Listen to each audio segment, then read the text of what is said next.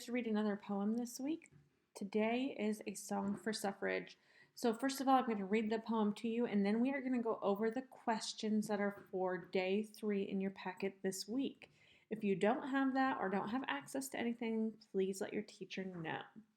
So, today we're reading a poem called A Song for Suffrage.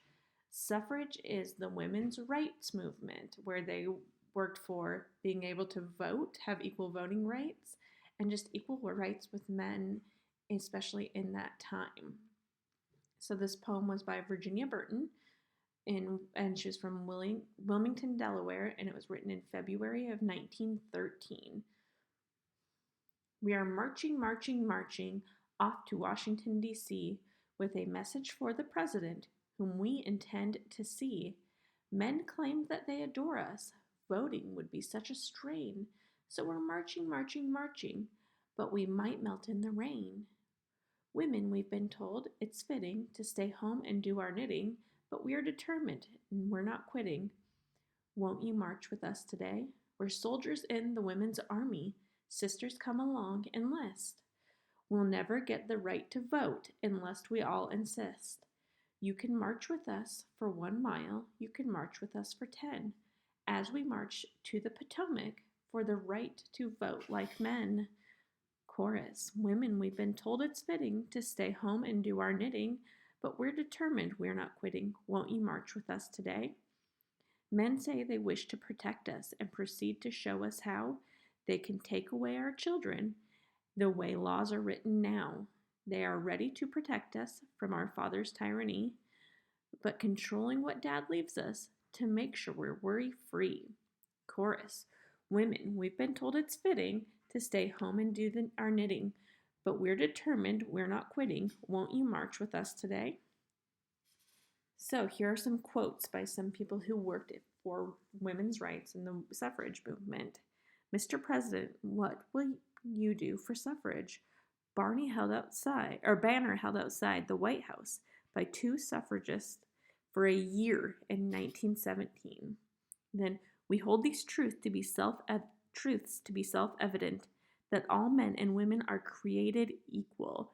And that was said by Elizabeth Cady Stanton, who was a famous person who worked for women's rights.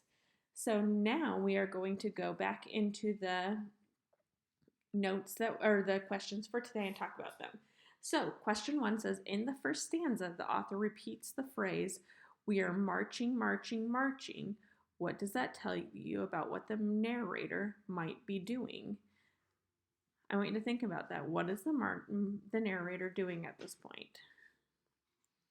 They're going and marching towards somewhere, in this case being Washington, D.C., to find a place to have a voice in the women's rights movement.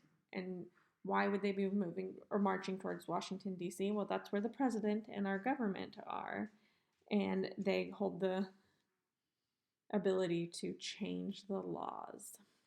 Okay. Number 2, what are the narrators fighting to be able to do in this poem? I want you to go back into that text and tell me, what do you think that the women are working for? Find some evidence that tells you what they're looking for. I'm looking at places like as we march to the Potomac for the right to vote like men as one place. They're looking at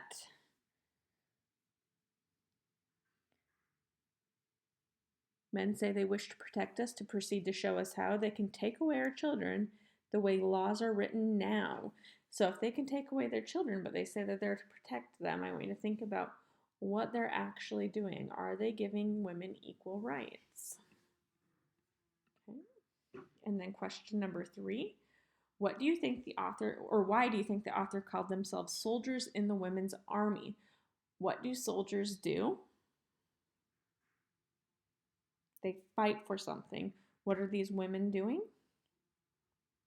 They are fighting for equal rights for women. And then finally, use the word determined in a sentence. Let's go back and find that word determined in the poem.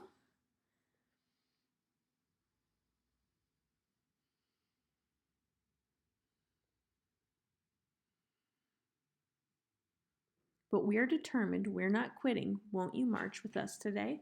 So in order to write that word determined in a sentence, I have to know what it means.